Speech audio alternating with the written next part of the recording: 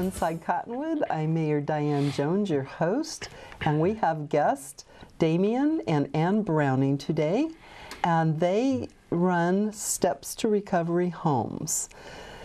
So how long have the two of you been running Steps to Recovery Homes? When did you start? Couple years now? No, we opened it in August 1st, 2013. Okay. So just a little over a year now. Wow, and you've been busy because I've been talking to you. So tell us a little bit so the public can know, what is Steps to Recovery Homes? Steps to Recovery Homes is a home, it's like a sober living environment for people with substance abuse issues. Mm-hmm. We focus on behavior modifications. People that are looking to change their life around come to us, and it's a 6-month program, and they come in and we have a lot of things we help them do to get to that point in their life to where they don't have to live a life that's focused around abusing any kind of substance. Mm-hmm. It's really amazing how substance abuse affects every person, it seems like. Every person has a friend, a parent, a child, a family member of some kind, a community member that they know that has issues with substance abuse. So in your life, you had some experiences that caused you to want to help others. So that is the direction that you've been taking in the past 4, 5, 6 years. You had kind of a passion to give back or serve the community, it sounds like to me. Yeah. Yeah. So is there a need for this in our community, for assistance or help with people who are substance abusers? What kind of a need is there? Is it a prevalent need? Are there enough resources to cover things? Huge need. There aren't enough resources. Most of our people that we get in usually come to us from either jail, prison, or a rehabilitation center. Mm-hmm. We have none of those locally in our area, unfortunately. We have taken a few people in through the recommendation of local government authorities. Mm-hmm. But we do have a process where they still have to come and apply to our program and interview. It's a very different program. We're classified a lot like what most people consider a halfway house, but in what we do for the people, for our clients who come in asking for our help, is a little bit more than your standard halfway house. Standard halfway house. Correct. So you have programs for them to participate in and to be admitted to one of your homes for recovery. Mm-hmm. There are rules, and so quite a few rules. So share a little bit with us about some of the rules that you have for folks that enter your facility. Yeah, well, and I mean, just the need in the community, we see it all the time, and there's not a lot of help. Most of the help that is available isn't here in the Verde Valley, and it costs a lot of money, mm-hmm. So what we wanted to do was create a safe, clean, structured, example-driven program that was affordable for people. Mm-hmm. When you talk about the rules, first of all, like Ann was saying, that in order to come into our place, they have to really be serious and really want help. So we do an application process, and then we sit them down and we do an interview. If they pass our application process, there's no red flags, we do an interview with them and we tell them what we expect. Mm-hmm. And these are things like, they have to do 2 hours of service to the community, to some kind of a community organization that helps the community, like gives food, something like that. This mm-hmm. helps them. Well, it does a couple things. It helps them become a productive member of society and start talking to other people. Usually when they come in, they're so used to hanging out with other people that are using drugs and abusing substances, mm-hmm. and they have that behavior. But once they start talking to people, they're actually not doing that. They actually start communicating, because it's a difference, mm-hmm. and there's a hard thing to change there. And they get to help somebody else, so it makes them feel better about themselves. A lot of people with substance abuse issues don't feel too good about themselves. They have low self-worth. There's some stuff usually. Low self-esteem. There's a lot of reasons that happens, you know. So a lot of it comes from childhood, how you were raised, everything else. But there are some of the rules are, you know, they have to clean up after themselves. They have to get a job. You know, we teach them to become fully self-supporting. They have to be respectful. They have to go to certain 12-step fellowships. They have to get a service commitment, a home group. They have to get a sponsor. And then we have life coaching. The life coaching sessions is one of the other things that we provide that a lot of places don't, because we've seen that there was a little bit more need for some life skills. These people need some life skills, and we've been there, so we understand that. So we give a life coaching session every day, and they have to go to at least 2 of those. And if they're on property, they have to continue to go to those. And we have people from the community come in and talk about finances, budgeting, parenting, boundaries, setting boundaries, how to make healthy decisions. We've had the community really step up on a lot of that. At first, when we opened, Ann and I were doing most of them. But we've had people from the college come in and do them on education and goals. We've had the fire department, some people come in and do them on CPR training, first aid. Inspirational speakers, motivational speakers come in, you know, positive affirmations. We've had County Health. The county health come in and do them on STD awareness. We have Job Connection, or is it the Job Connection? Yeah. Come and do them on job search. We do resume building, interview motivations, all kinds of stuff. It's really cool that the community, and we're looking for other people to step up. Anybody that has life skills to get in contact with us and help volunteer and help us out to give these people some classes and help them through this transition in their lives to have a better life and have a better life to be better parents if they are parents. And those sound like that's some of your goals, is to... We have a lot of goals, but our main goal is to make the community a safer place and to put families back together. And to get these people to start really realizing that they can do stuff and become productive members of society. They can go back to school. They can get careers. They can stay clean. You know, there's a lot of things that they can do. Right. And you're a shining example. I mean, you've gone to college and you're working on your bachelor's right now. You finished a 2-year degree at Yavapai College. Yes. And so you, besides running these Steps to Recovery homes and being parents of 3 children in school, as I understand it, so they're busy, and then in keeping up with your studies, you have a pretty busy life. It's very busy. Yes. Yeah, but it can be done. You know, I never, you know, in my history, I never thought I could live any different. I really didn't. You know, I had substance abuse and I was in heavy drug addiction for 19 years. Wow. And I just didn't think I could have a better life. And now that I know I can, you know, we try to give that back. We try to give people hope that they can, and they can. They can change. And then we give them the direction, because, you know, it's like, oh, well, how do they change? How do they get hope that they can change? And then you have to give them some direction. And they need to take it. You know, that's where their part comes in. They do have to make the choice. Right, but we set that example. Everything that we have our people do, we do. We don't, you know, we set that example for them, and it's an experience-driven program, and I think that really helps them to see that. So, as far as helping the community, yes, you do, because, you know, addiction just impacts everyone. It impacts people that have to steal things to supply their addictions.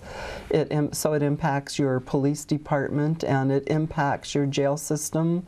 I mean, right now, you know, we're trying to talk to the public about a jail tax because there's not enough funds to run the programs. I mean, if you can keep some people through these programs, these positive programs like Steps to Recovery homes, out of jail, that would be very helpful. And this is a big thing you're talking about, because the reason we, you know, we're about behavior modification, because if people keep behaving badly, they're eventually going to pick up and use. Now, what you're talking about is like most of the people that are locked up have some kind of substance abuse issues. They really do. They have some deep issues, and it's like, you know, when it affects the community, you see your neighbor could be there could be domestic violence that comes from drinking too much, right, or whatever. You know, there could be people stealing things. What about the employment in the community when people don't show up for work, or if they can't even get a job because they can't pass a drug test? You know, I mean, sometimes you hear about that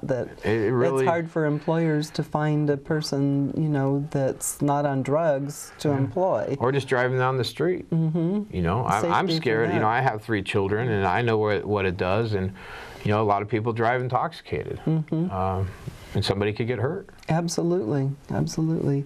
Well, it's already time for us to take our first break, so we will be right back in just a minute.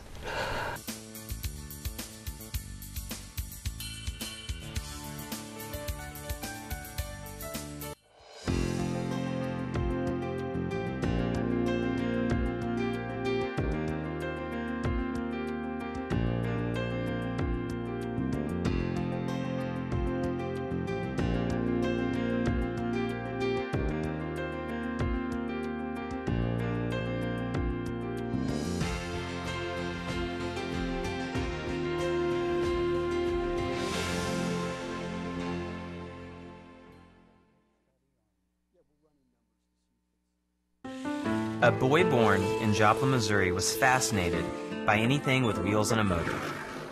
The odds of him winning both the Daytona 500 and the Brickyard 400 in the same year? 1 in 195 million. The odds of the child being diagnosed with autism?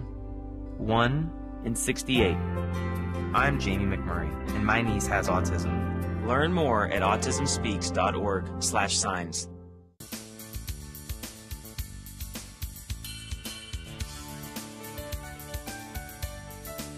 With us today to talk about an issue in our community and how we as a community can help make things better, and especially help the two of you, because you can't do this for everyone. I mean, we all have to, as a community, we all have to work together to affect positive change, to help folks with addictions and to give them opportunities to change their lives around, which is exactly what Steps to Recovery Homes is doing. So let's talk about how many facilities. So how many facilities do you have? Well, you started with 1, as I understand it. Correct. We started with 1, and it actually housed 6 women and 6 men, and we added a room for our women's facility downstairs because there was a greater need at that time. It was kind of odd. But as we grew, we were reaching out to other people who had properties in the area, and they actually contacted us and talked with us, and we were able to open a second facility in January of this year. So we moved our women to that facility. So it set them apart from the men. So the other facility actually became a 13-bed facility for our men. So you have a separate now. You've separated your men's and your women's facility, which probably works out better, I would guess. Yes. Much better. Yes. So the folks who do come to you and seek your help and look for a better life and a different life, how do you well, just share a few success stories with us about folks that you've helped. Success stories are always, how does the public know how you've made a difference in the community? Well, the public may not know. They may never see these people. But there are their families, there are their close friends, there are the people that they do see on a daily basis, their employers. And they're impacted in that area, that these people have made a change in their lives and they're showing up for work, they're doing the deal, they're coming home at night, they're not sitting at the bar. We do have one gal who I know she's had a huge struggle huge struggle. And now I know that she works for a local organization that's a charitable organization. She has a full-time position with them. She's getting back in touch. Her family's actually including her in their plans now, which they hadn't been. She gets to see her children on a regular basis. She just celebrated over a year clean with us, and she's actually our house leader. She's helping us out in the organization, you know, with. So a year clean, I mean, that's a term that you know, but what would that mean to someone that doesn't know what clean means? Clean means off any mind or mood altering substances. Including alcohol. Okay. That includes alcohol. And, you know, she's doing really great. We have some other, you know, we have a guy that's doing the same thing, you know. Yes. We've had a few. There's been a number of people that have gotten their lives back to they're employable. You know, they go to their job every day. They have gotten their families back together, their family support. When they come in, usually they don't have any support from the family or They have no nobody. family or friends, you know, or the people that come in really don't have anything. they're just sort of at the bottom of the rope, so to speak, and just don't have anywhere to go but up. Right, they've actually hit their bottom. Yeah, we've had some people who they came to us and they said, I just want to get my job back. They've gotten that job back, you know. I just want to be back in touch with my family. I want to be there for them. They are in touch with their family. They are there for them. They are having those communications now. So it's great to hear success stories. What do you do? What do some of your clients do? I know that a requirement that you have is that they volunteer in the community.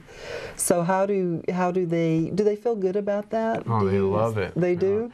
Yeah. And what kinds of things do they volunteer to do? We have, you know, we have some people that volunteer at Habitat for Humanity. We have a lot of people that go up to the Rising Hope Food Bank and help out up there. We have people that help out at the mission, giving out food. We've had people that help out at the Humane Society. Okay.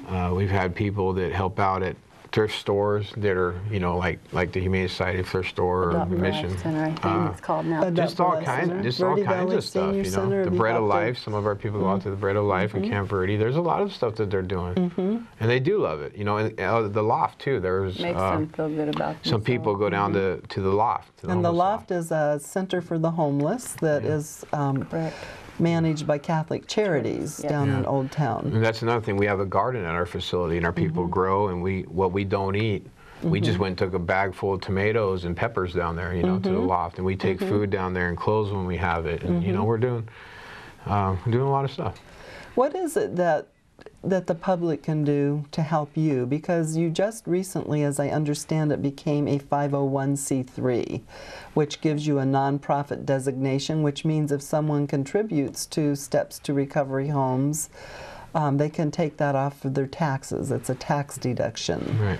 So why did you decide to go the route of nonprofit? Okay. What happened is Ann and I have started this with. We don't have a lot of money. We started with, you know, with our hearts. With your hearts. We really did. We really wanted to help people. We seen the need, so we started it, and it's been a financial strain, and the people come in with nothing. So I took about 4 months, me and one other guy, and we put this nonprofit together. And some of the visions we have are like, we'd like to get some other places, like a safe house for people to go when they first come in until they can detox off stuff. We would like to get transitional living. We're thinking about, we want a place for women with children because we've had to turn them away. We'd like to get some kind of property for a clean living environment for like people that always need some kind of accountability. These are some of the visions we had. We didn't know how to get there. So by becoming 501c3, our hopes are that we can get some kind of funding, and I just started a grant writing class. We are looking for grant writers. I haven't been able to find any grant writers, so I started a class myself, but I'm still accepting if anybody wants to help us with that. We can take donations. When we talk about donations, it could be finance, it could be money. I have a website that people can donate on, and what we do with that is if we get some kind of enough money, we're going to try to hire somebody to help us because we're a little overwhelmed. Well, no, to help us run the place. Right, because how often do you get a vacation? Never. We don't. We don't. We work. And how long can you keep living that kind of lifestyle yourselves? Sure. You need a break, you know, too. And another thing would be we'd like to set up a scholarship fund for the people that are really trying, and they don't have anything, so they could have a little bit of help because these people start doing good, and then they get behind financially, and we can't keep them forever and pay for them. Right. You know, we just can't do it. So we could help them out a little bit if we had that scholarship fund. Another thing would be, you know, with the community is I just went to Walmart and I gave them a list of stuff. You know, I don't know if it's going to work or anything, but like linens. You know, we supply linens. We supply all the cleaning materials. We supply toilet paper, paper towels. All they have to get is their own food and clothes. Okay, so they cook for themselves. You have cooking facilities. They purchase their food and that keeps them. That helps them become self-sufficient, and that's what they need because when they get out, they're going to... I can't babysit. Right. This is not a babysitting program. It's a get back into your community and be productive program. Our program's 0 to 6 months, and we're trying to do everything we can with them so they don't have to go back to that, so they can actually get out and start enjoying their life and be a productive member of their families. Another thing we're doing is taking furniture in. What we've come to find out is we take furniture in from the public, and then when they move out, we give them furniture. I have a garage. I'm going to try to look for maybe a storage shed to help me, but I have a garage that's full of couches, dressers, you know. I'm taking all this stuff, and when people move out, we give, because they don't have nothing, we give them stuff. So these are just some of the roadblocks that someone who's trying to recover from substance abuse runs into. They have so many roadblocks. Well, just like felonies. So many roadblocks. Just like felonies. That's another thing the community can help out. If you're felony friendly, you can get a hold of us, you know, because a lot of our people come in, it's hard for them to find jobs. It's hard for them to find a place when they get out because they have a felony. You know, that a lot of the realty places won't even rent to people if they have a DUI. You know? I didn't know that. It's true. Yeah. Well, it's time again to take another quick break, and we'll talk a little bit about more about what people can do to help you. Okay. We'll be right back.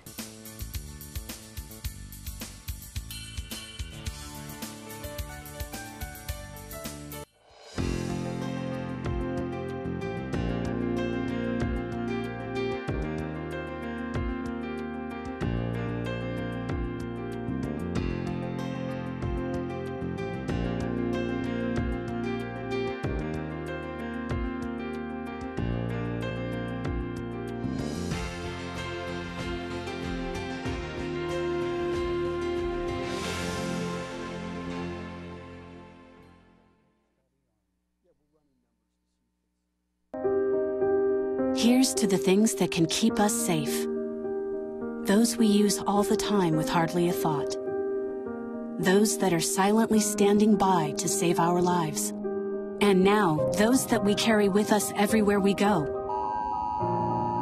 Many mobile devices will now bring you wireless emergency alerts, real-time information directly from local sources you know and trust. With the unique sound and vibration, you'll be in the know, wherever you are.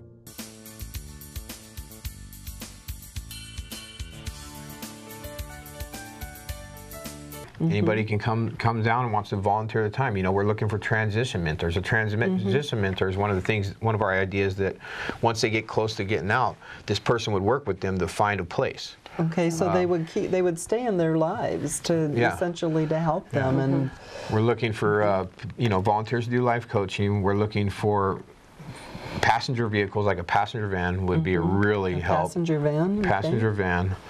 We're looking for any kind of property.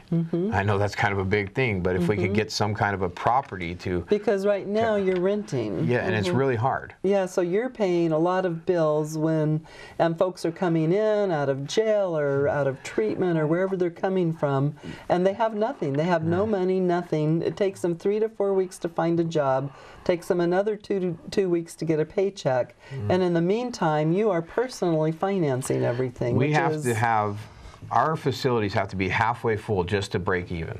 And they're usually not. And if they are, the people have to be paying that are in there. Now, not everybody's paying. So somehow are, you know, it's working out just barely, but it's really been a financial strain. You know, another thing would be obviously like the hygiene, storage facilities, any kind of furniture. So you need someone in the community, a business who cares about what you're doing and wants to support it, because it's helping our community. Well, they can sponsor too. They could. I mean, you need storage sheds to store things. Even the churches could step up and sponsor some of these people. Storage sheds. A month sponsor for you know, like if they say, hey, we'll sponsor so much every month, we could put somebody into that amount every month and know that we have it available. And this would, you know, just to tell the community, this would actually strengthen our community. It really would, because there is a big need for there's a big issue with substance abuse and drug addiction, and it's like, you know,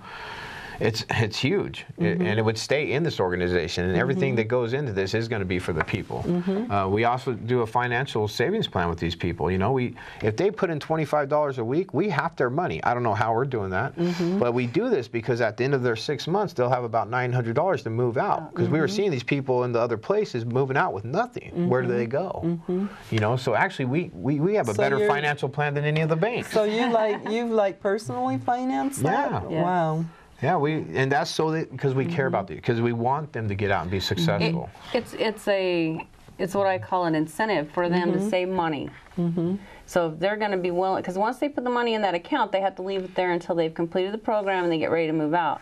And I've written a few different checks to the people moving out that have done that, and they've been anywhere from $600 to almost $900. So if a person actually utilizes our financial program from the beginning, then that helps them too, where when they get out at the end, they have quite a bit to look at turning on utilities, getting a place, things that they don't normally have when they move out. Well, that is really a gift from the two of you. And so, as talking with you, you can't do this on your own without outside income. And so you spend full time going to school, getting your degree, and working with your Steps to Recovery homes. And Ann spends full time doing that also, but she also has another job that supports you, giving money to people when they move out of your recovery homes so they can pay their utilities. I mean, pretty amazing folks. Yeah. I admire you greatly and what you're doing. And once I found out more about it, I wanted to help and let people know about you and try to support you, because substance abuse is huge. I mean, on every corner you can find someone that's got substance abuse. Yeah, so it is. You know, and right now it's really bad. And you know, it's very taxing, even on the state, and I see this in my other position. It's very taxing on the state for the people who wind up in the back of an ambulance and in the emergency room when that's not really where they need to be. You know? Right, and so, I mean, we're spending all of these taxpayer funds on people in ambulances, and rather than programs, you know, like yours that could make a huge difference in their lives and has made a huge difference in people's lives. Anything would help. I mean, if you have something that could help us, you know, call us, talk to us about it, email us, look on our website, check it out, network, tell people about us. You know, that way we can keep something healthy here in the Verde Valley. We'd like to expand, and you know, our lease is running up, so we're looking for other opportunities. And I mean, it's good neighbors. I don't think the city's ever had a complaint about any of your homes. Oh, we're on our people. They really. Yeah. We are. Be good neighbors. Right. Right. They have to be respectable. They have to be mindful. They have to be mindful of their surroundings. They have to realize there's other people. They can't just, you know, walk around cussing and doing whatever they want. No, we get on our people. We're really vigilant about making our people behave better. We really are. Well, you guys are doing a great job, and I know as mayor of the community of Cottonwood, I came and toured your facility. You invited me, and I grew a passion right at that time just talking to the two of you and what you've been through in your own lives and how you've overcome and gone on to try to make a positive difference in other people's lives.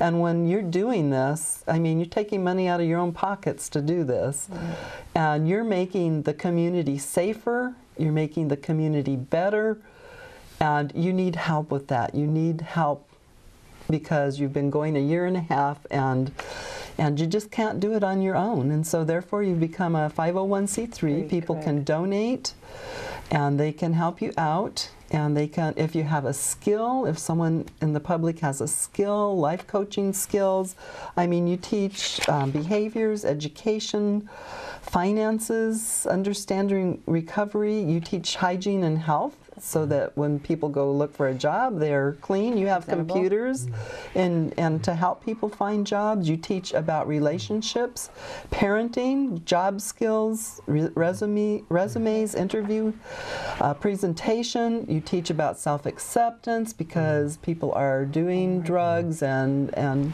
have these issues because of some of those. You teach boundaries, goal setting. So if anyone in the public has any skills along these lines, you would gratefully have them come in and help you teach the people that want to change their lives and to become productive members of society. Another thing is we're part of ASRA, which is Arizona Recovery Home Association, and they come to our facilities and they inspect us and they have us. We have to stand by certain ethical codes, which makes the people that come into our facilities safe and makes our place a safe, clean environment. Just became a member of the Chamber of Commerce. You know, I'm trying to do all these things to really reach out and network and let the community know that we're available. Okay, well, you know, we're out of time, but I just want to again ask the public, if you have a skill, if you have an extra amount of funding that you could donate, if you have furniture or can help in any way, call Damien or Ann. Their numbers have been up on the TV screen, but go ahead and give them your contact information, your phone number. It's 928-592-2603, and remember. Okay. Mine's 928-821-3526. All right, so you can call either one. We've just put Damien's phone number up on the screen, but just really asking the community to please help you out, because they can visit our website also. And the website has been up on the screen also. So thank you so much for all you do in the community. I appreciate you. Keep up the great work. Thank you.